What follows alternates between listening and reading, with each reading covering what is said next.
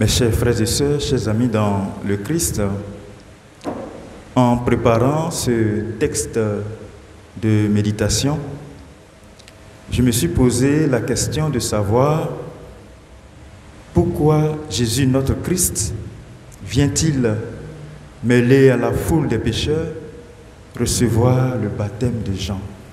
Pourquoi? Pourquoi quand nous savons que lui, Jésus, comme Dieu, n'a pas besoin de se repentir? L'évangéliste Marc nous en donne la réponse, et cela dans le déroulé de son évangile, dans le dialogue spirituel qu'il apporte entre Jésus et Jean le Baptiste avant le baptême même. Le baptême de Jésus est un mystère dans la ligne qui va de la crèche à la croix, en passant par la présentation et la transfiguration. Ce baptême, il est voulu par Jésus lui-même.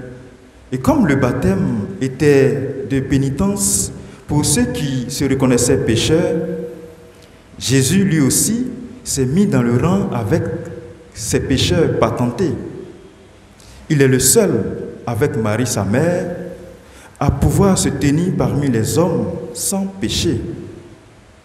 Il est vrai que c'est Jean qui a besoin d'être baptisé par Jésus, mais pas maintenant.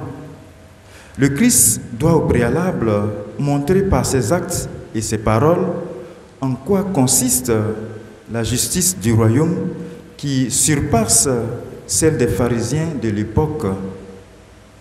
Cette justice est de ne faire que la volonté de Dieu, non pas seulement en obéissant à la loi, mais en accomplissant effectivement le double commandement de Dieu et du prochain. Et Saint Jean, dans la première lecture, nous le signifie. Quand nous aimons Dieu et faisons ce qu'il nous demande, nous savons que nous aimons aussi les enfants de Dieu. Autrement dit, on reconnaît ceux et celles qui aiment leurs frères et sœurs par le fait même qu'ils aiment Dieu. Bien des choses s'appellent aujourd'hui dans notre monde l'amour. Il peut y avoir plus ou moins d'amour dans chacune d'elles, mais l'amour de Dieu, celui que nous prêchons pour nous et qu'il nous communique pour notre prochain, ne peut pas se confondre avec l'amour des autres égoïstes. L'amour qui naît d'une authentique communion avec Dieu n'a rien à voir avec l'amour sentimental ou l'amour aveugle ou intéressé. Il est efficace pour libérer les autres et nous rend semblables au Christ. Mes chers frères et sœurs, en recevant aujourd'hui le baptême de Jean dans les eaux du Jourdain, Jésus lie son sort à celui des pécheurs que nous sommes et qu'il vient sauver. Il manifeste par là son grand amour pour les hommes et pour son Père qu'il envoie en ce monde. Il est le Fils bien-aimé. Nous avons entendu cela dans l'évangile de Saint Marc. Et c'est ici que tout se dit.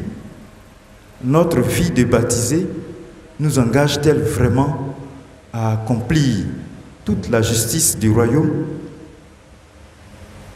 C'est un questionnement et chacun pourra faire son examen de conscience et repartir de zéro avec le Christ. C'est bien le pécheur sauvé par le Christ qui devient vraiment fils de Dieu. Et notre grande victoire sera de conquérir cet héritage, l'héritage d'être enfant de Dieu.